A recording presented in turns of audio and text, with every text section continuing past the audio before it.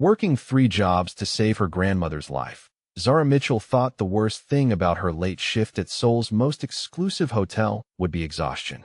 She never imagined that one wrong turn down an identical hallway would place her directly in the path of Kim Tae-young, a man whose world of power and danger would make her previous struggles seem simple by comparison. At 24, Zara balanced the demanding role of event coordinator at the Millennium Seoul Hotel with her evening classes in hospitality management and weekend catering gigs that left her hands permanently stained with coffee and her feet aching in sensible flats. She was methodical, professional, and absolutely determined to prove that her scholarship to study abroad hadn't been wasted.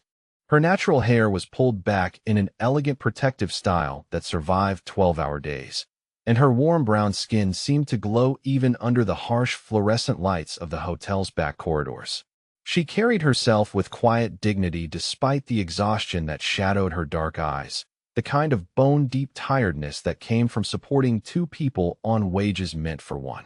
Tonight felt different, though, heavier with the weight of responsibility that pressed against her chest like a stone. Her grandmother's latest medical bills sat folded in her jacket pocket, numbers that made her stomach twist with familiar anxiety. The experimental cancer treatment in Seoul was her grandmother's last hope, but at $60,000 for the full course, it might as well have been $60 million.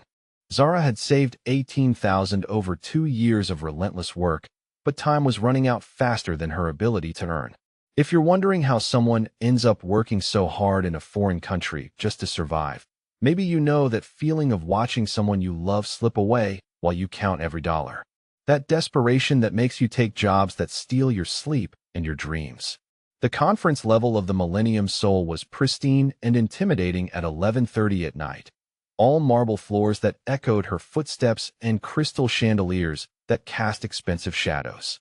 Zara clutched the leather portfolio containing contracts for tomorrow's International Business Summit, her final task before she could collapse into bed for 4 hours before her morning shift began.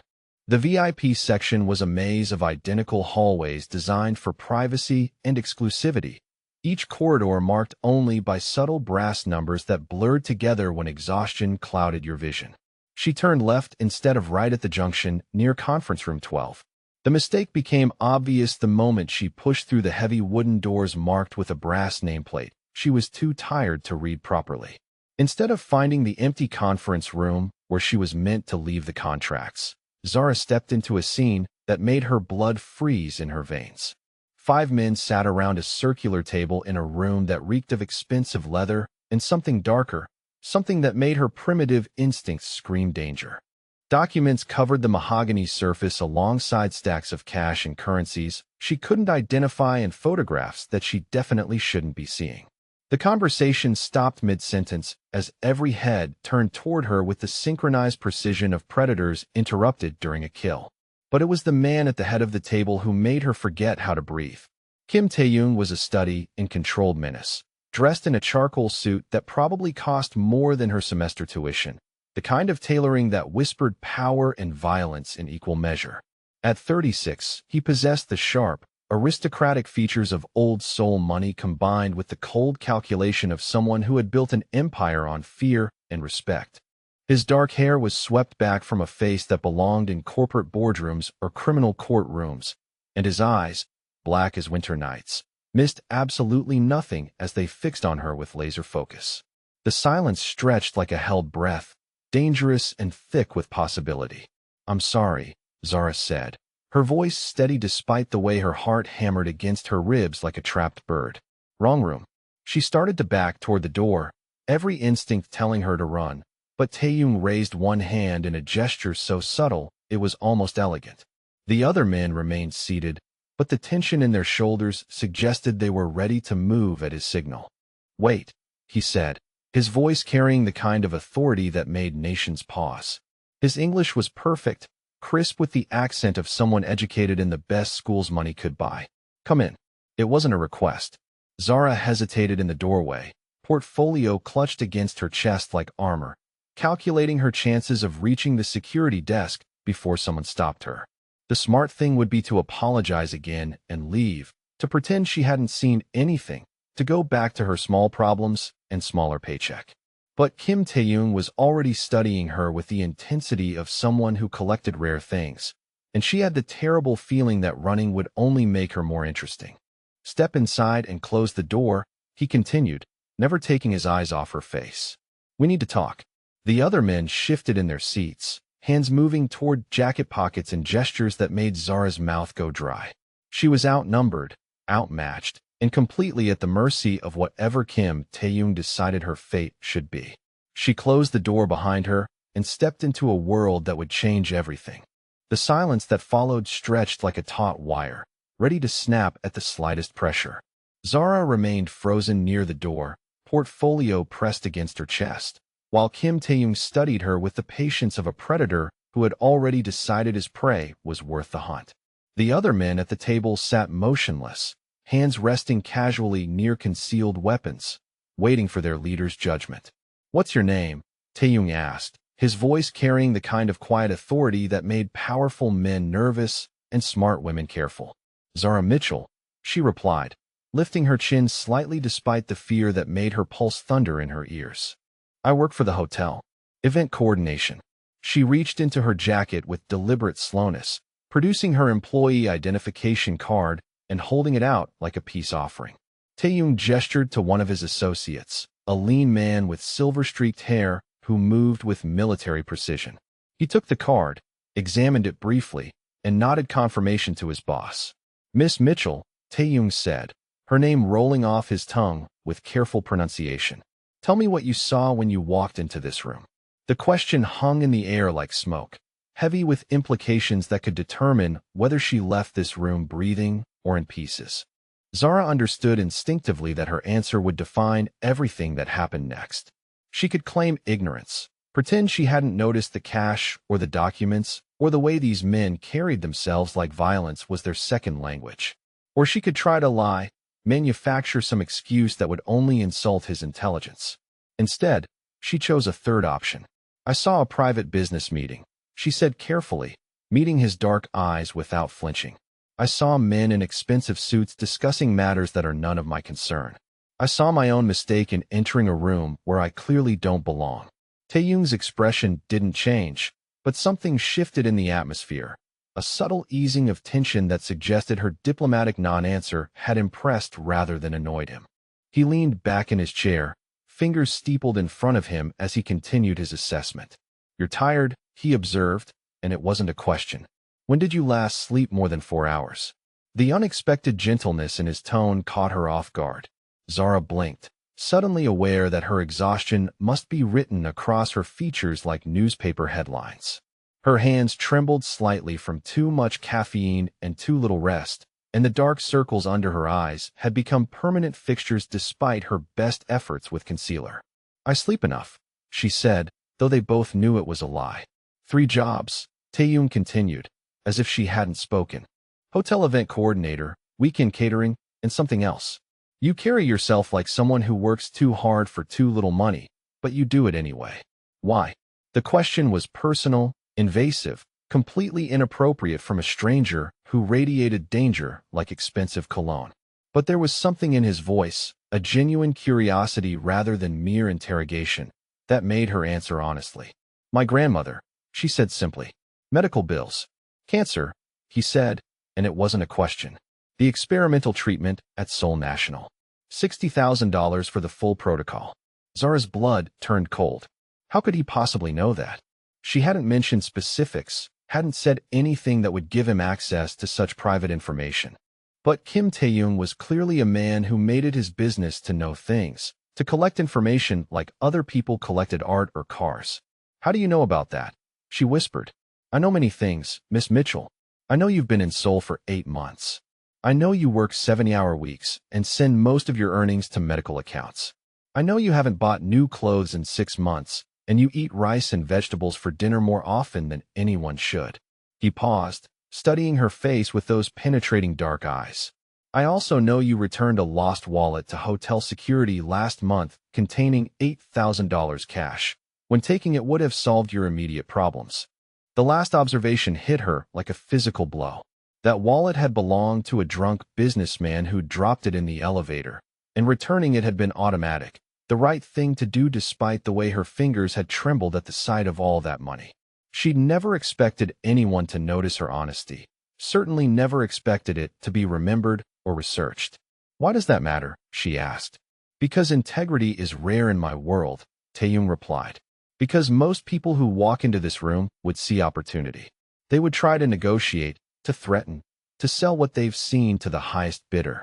But you see a mistake that needs correcting. He stood then, moving with fluid grace despite his imposing height, and walked to a safe built into the wall behind his chair. The other men remained seated but alert, clearly accustomed to their leader's unpredictable moments of generosity or violence. Taeyong opened the safe with quick, practiced movements and withdrew a manila envelope, thick with what could only be cash. For your inconvenience, he said, placing the envelope on the table between them. And for your discretion. Zara stared at the envelope as if it might explode. Every rational part of her mind screamed that taking money from this man would be crossing a line she couldn't uncross, accepting payment for silence about things she shouldn't have seen. But the practical part, the part that calculated medical bills and counted every dollar, recognized salvation when it appeared. How much? She asked quietly. $5,000, Taeyong said. Enough to reduce your stress, not enough to change your character. She looked up at him then, really looked, and saw something unexpected in his sharp features. Not kindness exactly, but recognition. As if he understood what it meant to carry impossible burdens alone. I can't, she started, but he held up a hand. You can and you will, he said firmly. Consider it payment for a valuable lesson in hotel security. Your employers should ensure their staff doesn't wander into private meetings. Zara reached for the envelope with shaking hands, her fingers brushing against expensive paper that felt substantial and real. $5,000.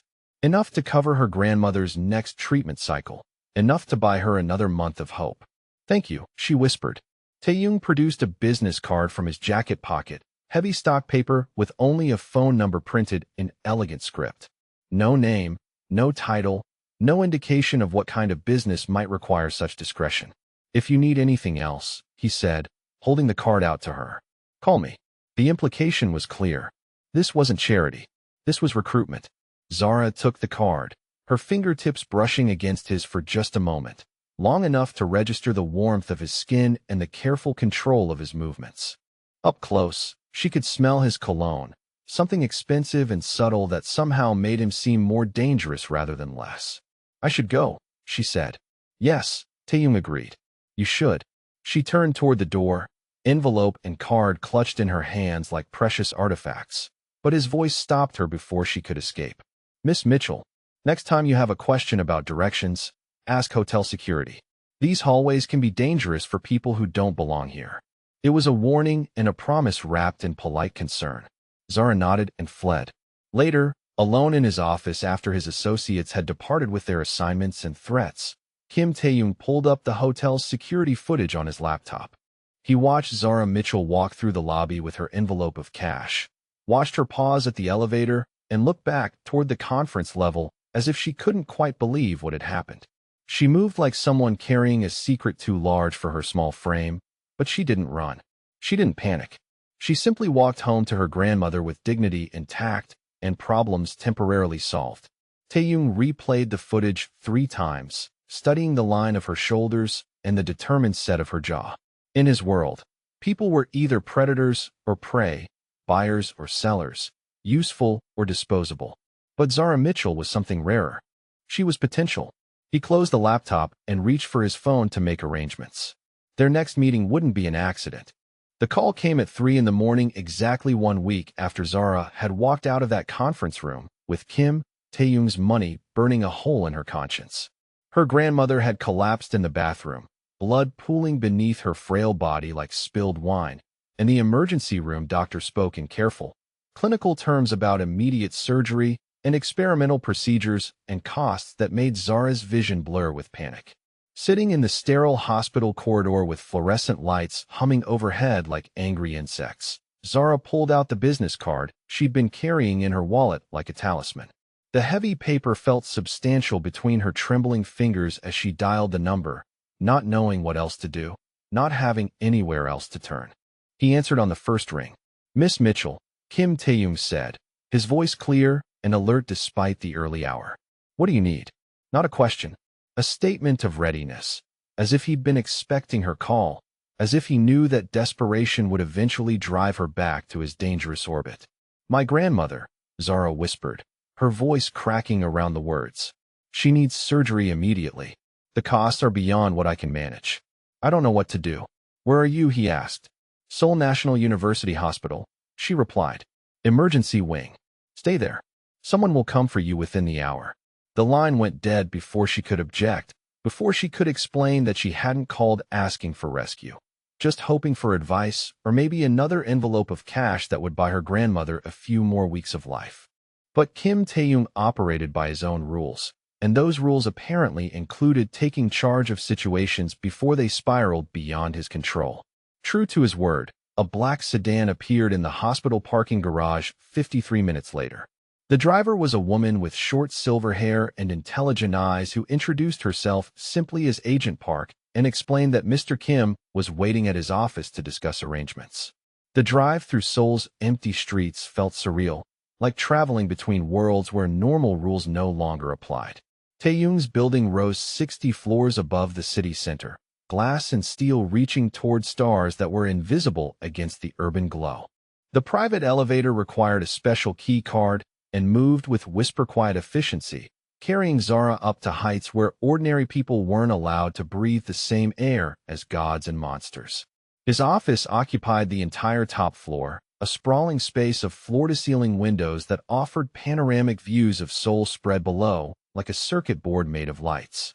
The furniture was minimalist but expensive, each piece chosen for function and impact rather than comfort. Abstract art lined the walls, paintings that probably cost more than most people's houses, and everything from the marble floors to the crystal decanters spoke of wealth that existed beyond normal comprehension. Taeyong stood behind his desk when she entered, silhouetted against the city lights like a dark angel surveying his domain.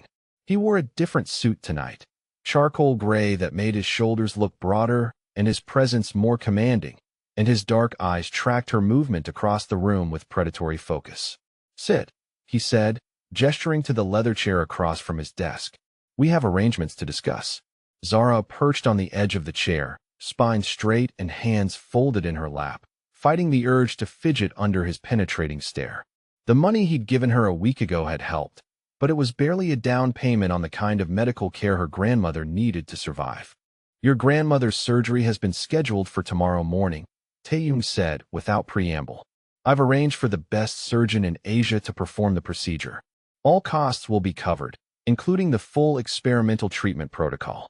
Zara's breath caught in her throat. How much? She whispered. $200,000, he replied casually, as if discussing the price of coffee. Plus ongoing care, medications, private nursing, whatever she needs for complete recovery. The amount was staggering, impossible, more money than Zara could save in 5 lifetimes of triple shifts and rice dinners. She stared at him across the expanse of his desk, wondering what kind of price tag such generosity would carry. What do you want from me? She asked, proud that her voice remained steady despite the way her heart hammered against her ribs. Taeyong leaned back in his chair, fingers steepled in front of him as he considered his words with the careful precision of someone accustomed to making offers that couldn't be refused. I want you to work for me, he said. Exclusively. $150,000 per year, plus benefits, plus your grandmother's complete medical care for life. The salary alone was more than she'd ever imagined earning. Combined with her grandmother's care, it represented salvation wrapped in silk ribbons and presented on a silver platter. But salvation always came with strings attached. What kind of work? She asked. You'll coordinate events for my legitimate business interests, Taeyong explained. International conferences, corporate dinners, cultural exchanges. You'll accompany me to meetings where a sophisticated, educated woman provides the right atmosphere. You'll be my cultural liaison when I'm dealing with Western businesses.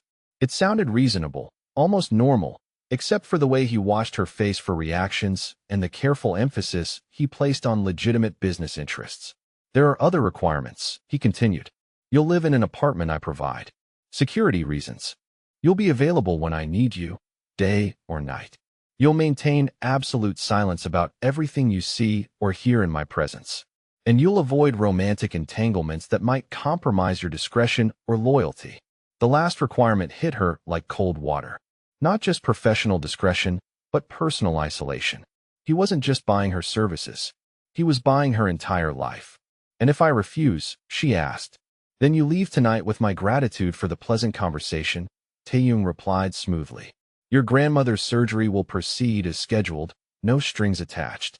Consider it payment for services you've already rendered. But this offer won't be repeated. Zara studied his face, looking for hints of deception or manipulation.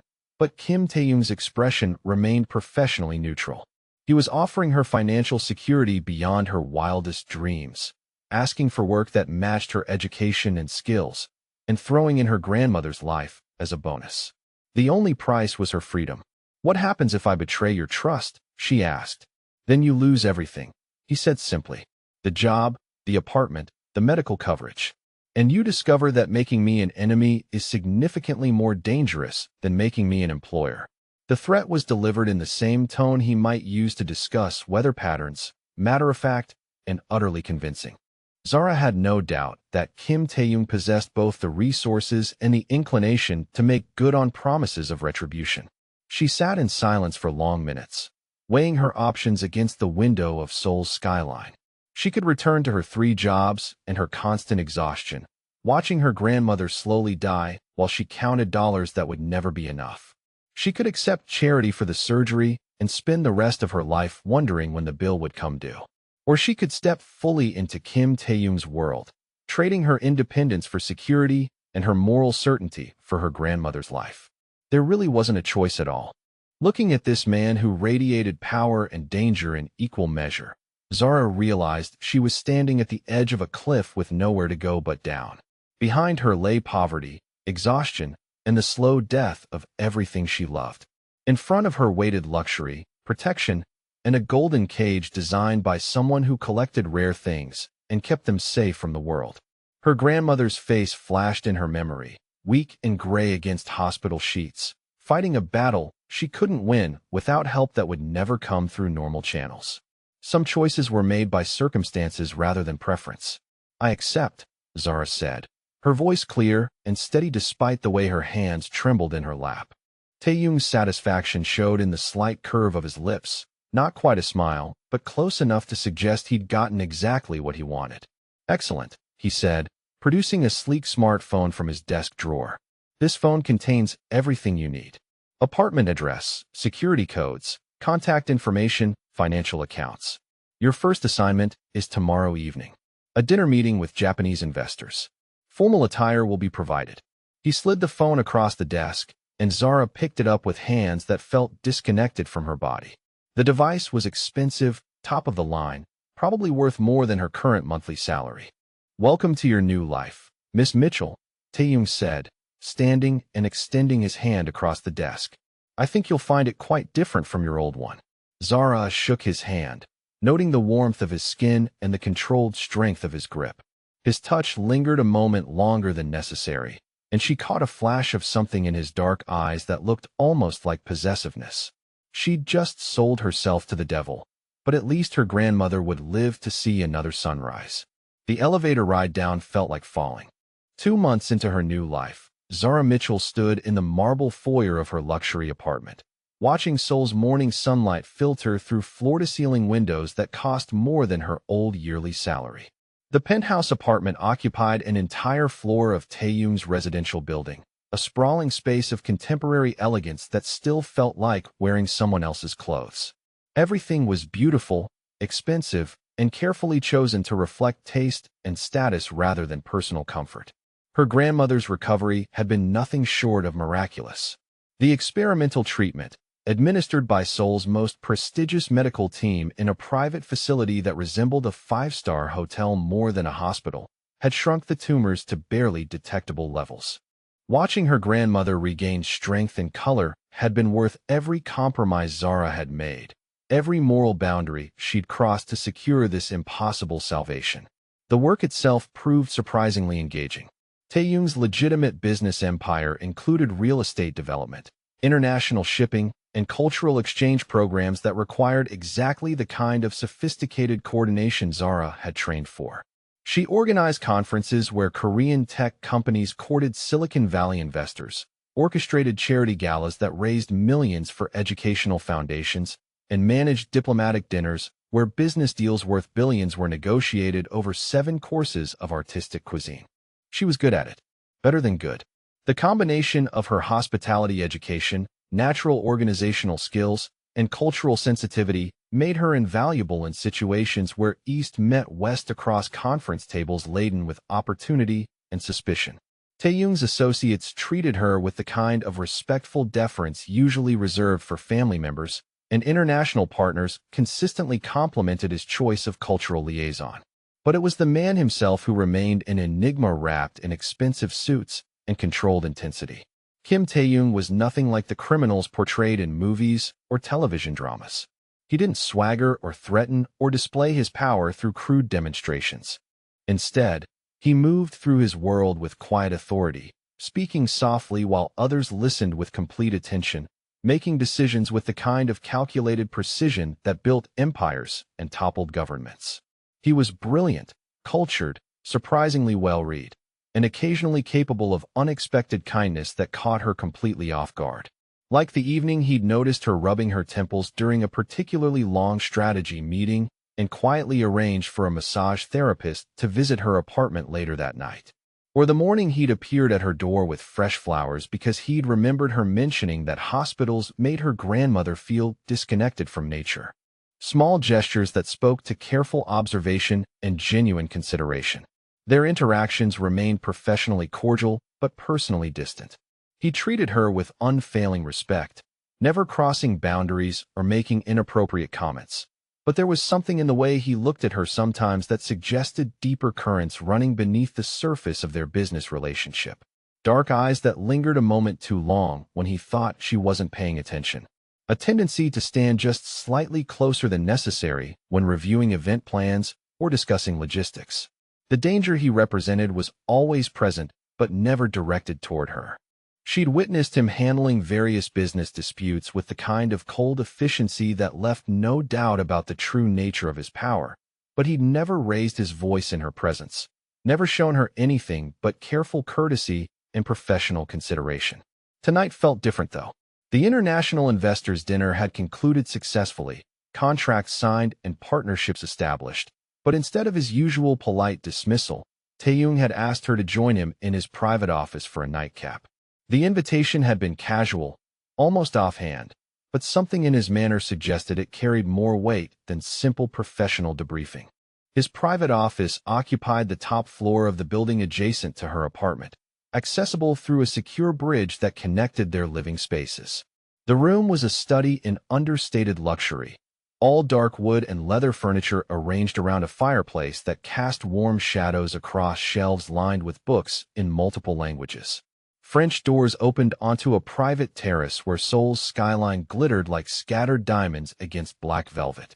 Taeyoung stood at the windows with a crystal tumbler of what she recognized as extremely expensive whiskey, his suit jacket discarded and shirt sleeves rolled up in a rare display of relaxation. The casual pose made him seem more human, less intimidating, though no less compelling. "You did well tonight," he said without turning around. "The Yamamoto deal wouldn't have happened without your cultural insights." "Thank you," Zara replied, accepting the glass of wine he'd poured for her and settling into the leather chair that faced his desk. "I enjoy the work. It's more challenging than I expected. More challenging than serving drunk businessmen at hotel conferences," he said with what might have been amusement. "Considerably," she agreed, surprised by his reference to her previous life. Most people in his position would pretend her humble origins had never existed. Taeyoung finally turned from the windows, studying her face in the firelight with that peculiar intensity that made her feel simultaneously seen and evaluated. He moved to the chair across from hers, close enough that she could smell his cologne and notice the way exhaustion shadowed his dark eyes. "Tell me about your family," he said unexpectedly. "Before your grandmother became ill, what was your life like in America?" The question was personal, far beyond their usual professional boundaries, but something in his tone suggested genuine curiosity rather than idle conversation. Zara found herself answering honestly, describing her childhood in Chicago, her grandmother's strength after Zara's parents died in a car accident when she was 16, the way they'd supported each other through nursing school and business studies. She raised you alone after your parents died, Taeyong observed. She did, Zara confirmed. Worked double shifts as a nurse to pay for my education. Never complained, never made me feel like a burden. She's the strongest person I've ever known. And now she's the reason you're here, he said quietly. Zara nodded, not trusting her voice to remain steady if she tried to explain how completely her grandmother's illness had redefined her understanding of family loyalty and moral compromise. I understand that choice, Taeyong said, his voice carrying an unexpected note of something that might have been vulnerability. Family obligation that transcends normal boundaries. The willingness to do anything, pay any price, to protect the people who matter most. He stood abruptly, walking to a safe built into the wall behind his desk, returning with a leather photograph album that looked expensive and well-handled. He sat back down, closer this time, and opened the album to reveal photographs of a Korean family from perhaps 20 years earlier. My parents, he said simply, pointing to a distinguished older man and an elegant woman standing beside two teenage boys in what was obviously a family portrait. My younger brother Jimin. The photographs showed a family of obvious wealth and status, but more than that, they captured genuine warmth and connection. Taeyong as a younger man, perhaps 18, with his arm around a boy who shared his sharp features but had a softer, more open expression. They look happy, Zara observed. They were, Taeyong replied, his voice carrying the weight of old pain. My father built a legitimate shipping empire over 30 years. Honest business, respected in the community, everything done according to law and tradition. He believed in honor, in protecting family through legal means and social connections. His fingers traced the edge of one photograph as he continued. When I was 22, a rival business family decided our shipping routes were too profitable to remain in honest hands. They made offers. My father refused. They made threats. My father went to the police, filed reports, trusted the system to protect what he'd built legally. Zara sensed the darkness approaching in his story, the moment when idealism collided with reality and shattered everything that came after. They killed my parents and my brother in a car bomb meant to look like an accident, Taeyong said, his voice remaining steady despite the way his hands tightened around the album. Professional job, no witnesses, no evidence that couldn't be explained away by mechanical failure and unfortunate timing. The police investigated for 6 months and concluded it was a tragic accident. The admission hung between them like smoke, heavy with implications that explained everything about the man Kim Taeyong had become. Zara understood now why he moved through the world with such calculated precision, why he built his empire on fear and respect rather than law and tradition. I'm sorry, she whispered, meaning it completely. I spent the next 5 years learning everything my father had refused to understand, Taeyong continued. That honor and legality are luxuries that only exist when everyone agrees to follow the same rules. That protection requires power, and power requires the willingness to use methods that good men avoid. He closed the album and met her eyes directly. I eliminated the family responsible for my parents' deaths, he said simply. Not quickly, not mercifully, but thoroughly. And I built an organization that ensures no one will ever again mistake my resources for weakness or my courtesy for vulnerability. The confession should have terrified her. Instead, Zara found herself seeing past the cold recitation of vengeance to the broken young man who'd watched his family die because they'd trusted in systems that failed when tested by genuine evil. Your parents would be proud of what you've built, she said quietly. Not the methods, maybe, but the fact that you survived, that you protected others from experiencing what you experienced. Taeyong looked genuinely surprised by her response, as if he'd expected judgment or fear rather than understanding. How can you be sure, he asked. Because you saved my grandmother, Zara replied. Because you've treated me with nothing but respect and consideration. Because you use your power to protect rather than simply to take. She reached across the space between their chairs and touched his hand where it rested on the album. Because you're not the monster you think you are. For a moment, Kim Taeyong looked younger, less controlled, as if her words had cracked something in the armor he'd built around his emotions. His hand turned under hers, fingers intertwining in a gesture that felt both natural and dangerous. "You see too much," he said softly. "You hide too much," she replied. They sat in silence as the fire burned lower and Sol's lights twinkled beyond the windows. Somewhere between his confession and her acceptance, the careful professional distance they'd maintained had dissolved into something warmer and infinitely more complicated. When Zara finally returned to her apartment, she carried with her the image of Kim Tae-young's face in the firelight, vulnerable and human beneath the expensive suits and careful control. For the first time since accepting his proposition, she wondered if she was falling for the man rather than simply grateful to her savior.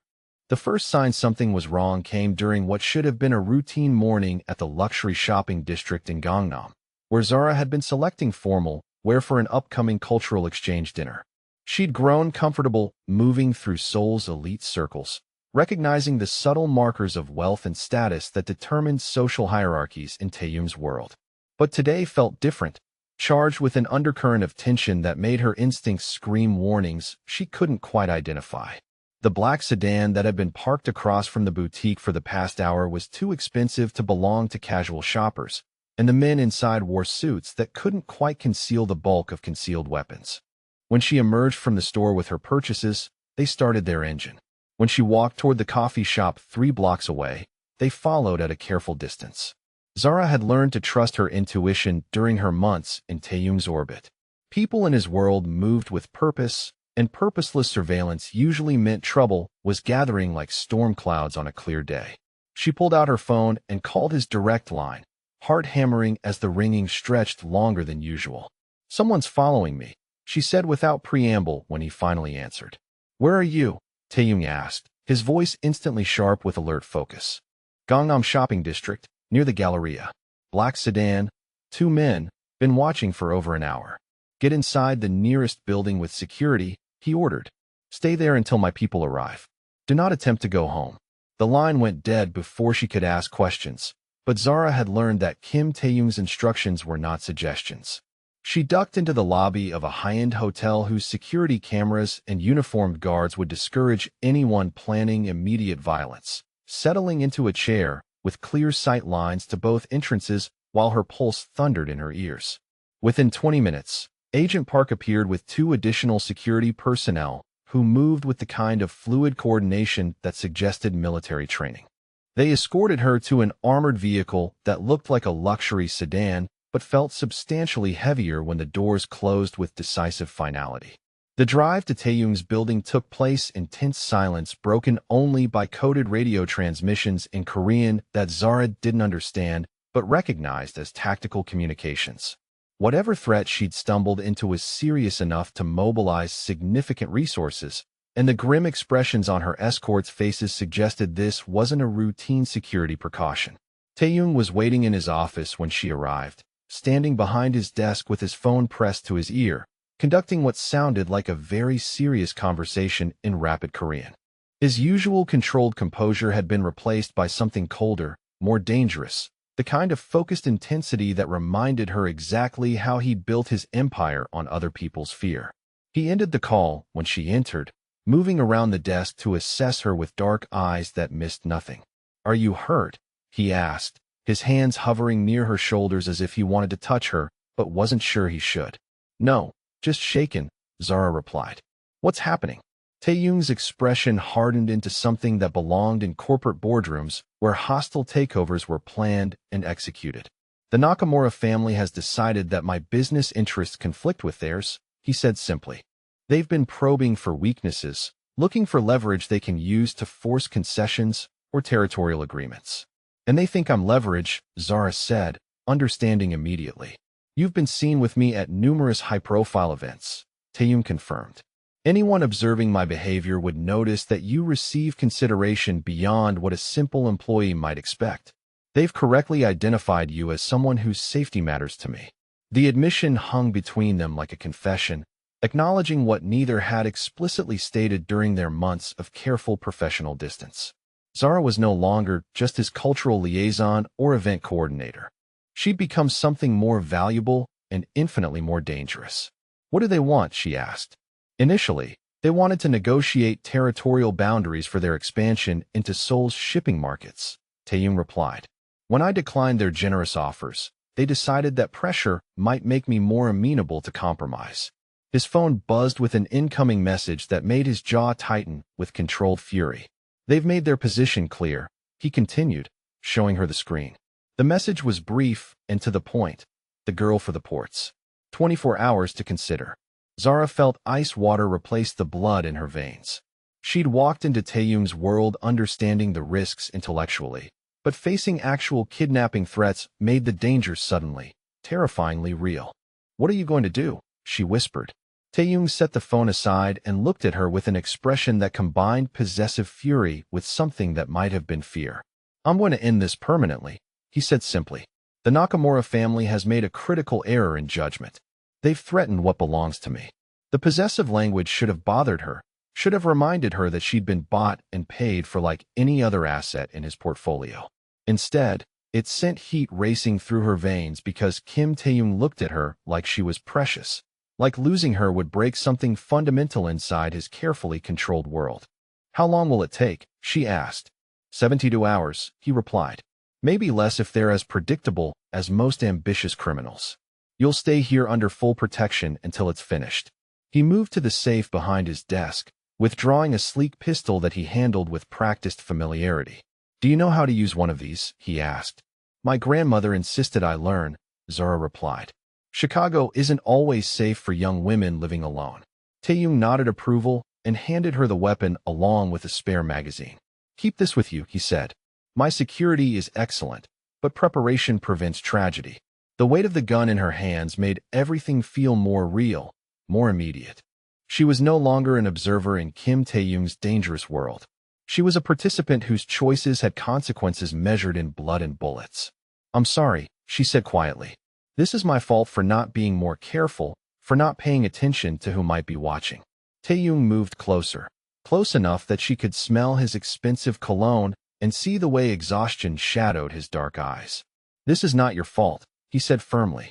This is the natural consequence of my enemies discovering that I have something worth threatening, something worth protecting. His hands came up to frame her face, thumbs brushing across her cheekbones with unexpected tenderness. Something worth fighting for, he added softly. The admission broke something loose inside Zara's chest, all the careful professional distance she'd maintained dissolving under the intensity of his gaze. She'd spent months trying to convince herself that gratitude was the only emotion Kim Taeyong inspired, that their growing connection was nothing more than Stockholm Syndrome dressed up in expensive clothes and luxury apartments. But looking into his eyes as he prepared to go to war for her safety, she couldn't lie to herself anymore.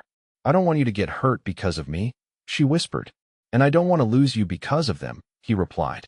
The space between them disappeared as he pulled her closer, his mouth finding hers in a kiss that tasted like desperation and promises and the kind of hunger that had been building for months beneath polite conversation and professional courtesy.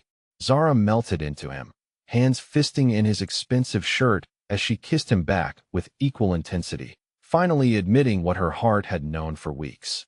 She was falling in love with a man whose world was built on violence and control, and she couldn't bring herself to care about the moral implications when he held her like she was salvation wrapped in soft skin and determined courage. When they finally broke apart, both breathing hard, Taeyong rested his forehead against hers. When this is over, he said quietly, we need to talk about what this means. I know, Zara replied. But first, come back to me safely. He kissed her once more, soft and lingering, before stepping back and reaching for his suit jacket. Lock the door behind me, he instructed. Don't open it for anyone except Agent Park or myself. If something goes wrong, if you don't hear from me within 72 hours, there's an envelope in the safe with instructions and resources for disappearing permanently. The thought of running, of starting over somewhere else without him, made her stomach twist with panic. Nothing will go wrong, she said firmly. You're too smart and too careful for anything to go wrong. Taeyong smiled then, the first genuine smile she'd ever seen from him, transforming his sharp features into something almost boyish. Keep that faith, he said. I'll need it where I'm going.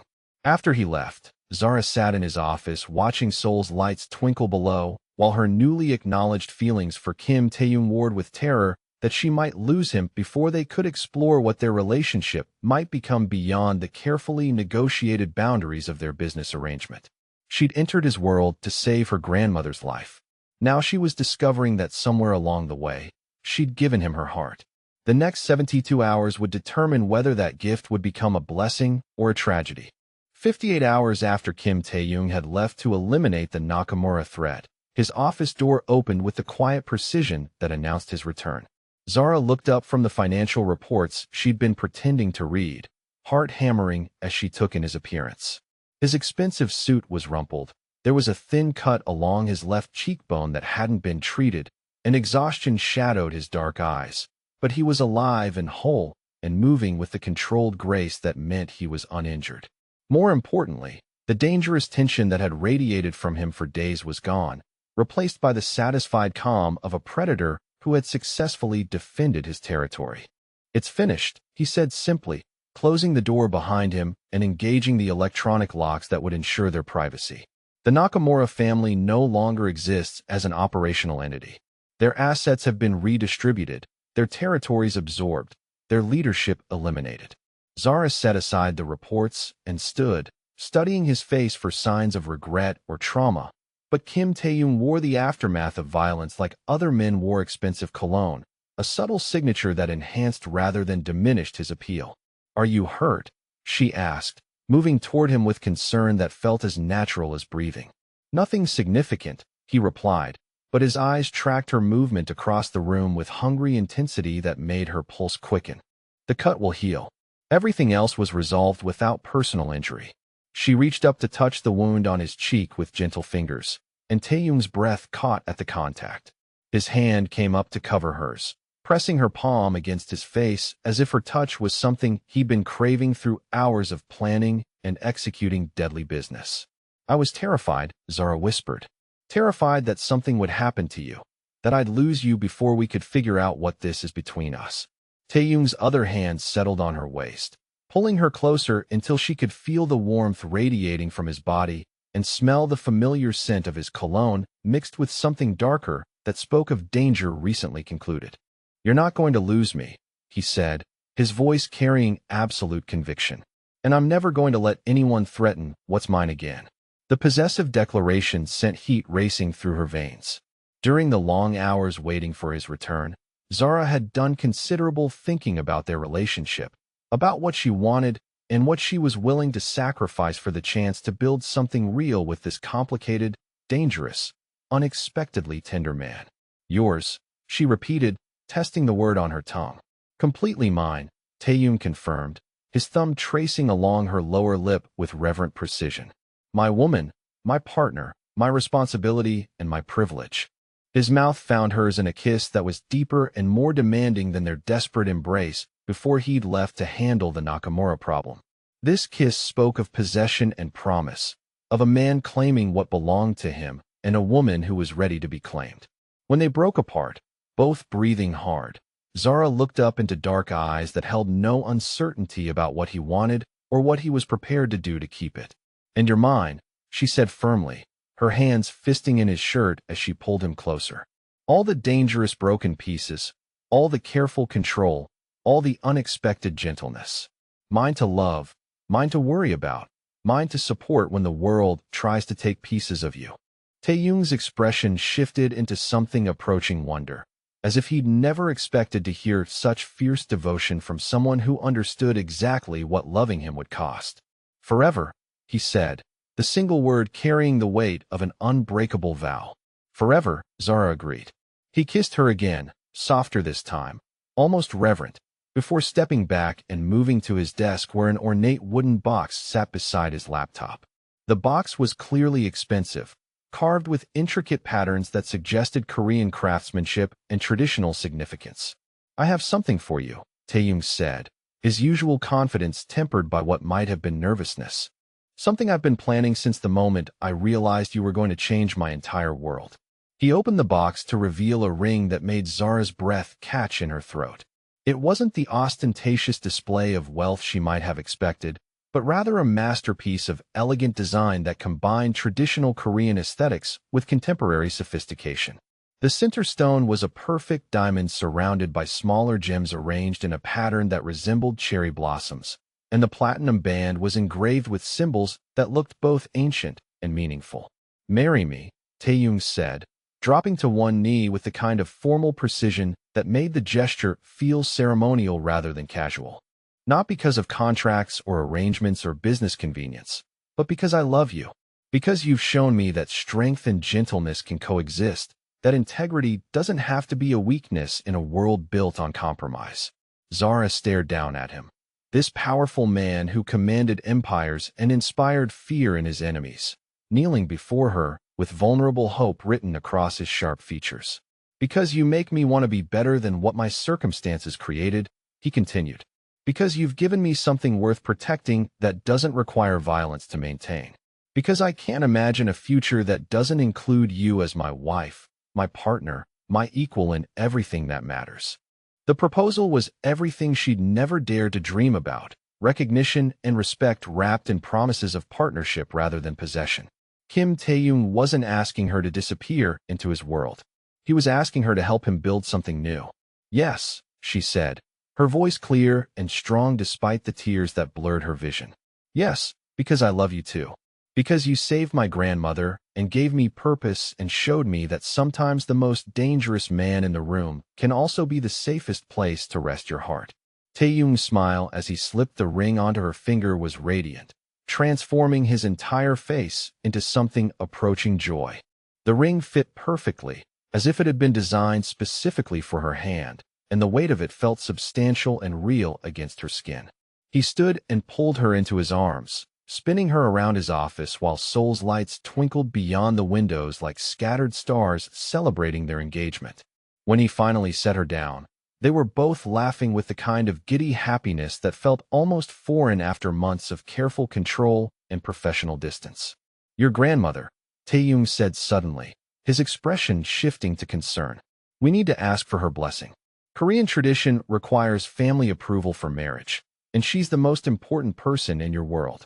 Zara's heart swelled with love for this man who understood that her grandmother's opinion mattered more than social convention or business advantage. "She's going to love you," Zara said confidently. "She already thinks you're some kind of guardian angel for what you've done for her medical care." "I want to do this properly," Taeyong insisted. "Traditional Korean ceremony combined with whatever American customs matter to you and your grandmother. I want our wedding to honor both cultures, both families." Over the following months, planning their wedding became a project that demonstrated Kim Taeyong's remarkable attention to detail and genuine desire to create something meaningful rather than merely impressive. He consulted Korean cultural experts to ensure traditional elements were included respectfully, worked with American wedding planners to incorporate customs that would make Zara's grandmother feel included, and somehow managed to create an event that felt both intimate and grand. The ceremony took place in the garden of his family estate, a sprawling property outside Seoul that had been in his family for generations. Traditional Korean elements like the Paebik ceremony were balanced with American customs like the exchange of personal vows, creating a celebration that honored both their backgrounds while acknowledging the unique nature of their relationship. Zara's grandmother, restored to health and vitality by the best medical care money could provide, cried happy tears throughout the entire celebration. She'd grown genuinely fond of Taeyong during their months of courtship, appreciating his respectful attention to her opinions and his obvious devotion to her granddaughter's happiness. The reception was a carefully orchestrated blend of Korean and American traditions, with food that represented both cultures and music that had guests from completely different worlds dancing together under strings of lights that turned the garden into something approaching magic. Standing beside her new husband as they watched their families celebrate together, Zara reflected on the strange journey that had brought them to this moment. A wrong turn down an identical hallway had led to the best decision of her life, proving that sometimes the most dangerous path was also the one that led home. Taeyong's hand covered hers as they watched her grandmother laughing with his elderly uncle over shared stories about stubborn grandchildren, both families blending together with the kind of natural ease that suggested their marriage was supported by more than just love and attraction. "No regrets," he murmured against her ear. "None whatsoever," Zara replied, leaning into his warmth as Seoul's skyline glittered beyond the garden walls. She'd entered Kim Tae-young's world to save her grandmother's life and discovered that sometimes salvation came in unexpected packages. Sometimes the man who looked most dangerous was actually the safest place to build a future.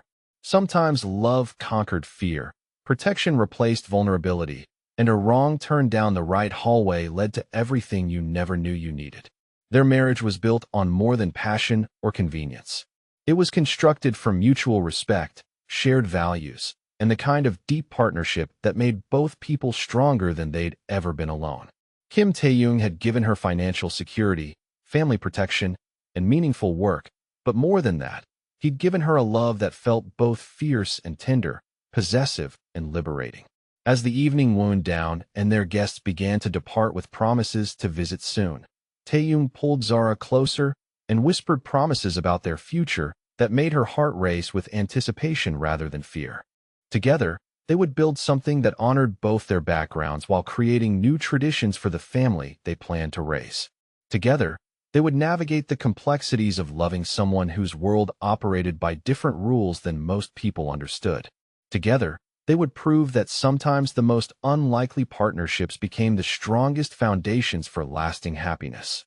The girl who'd walked into the wrong VIP lounge had found her way home at last.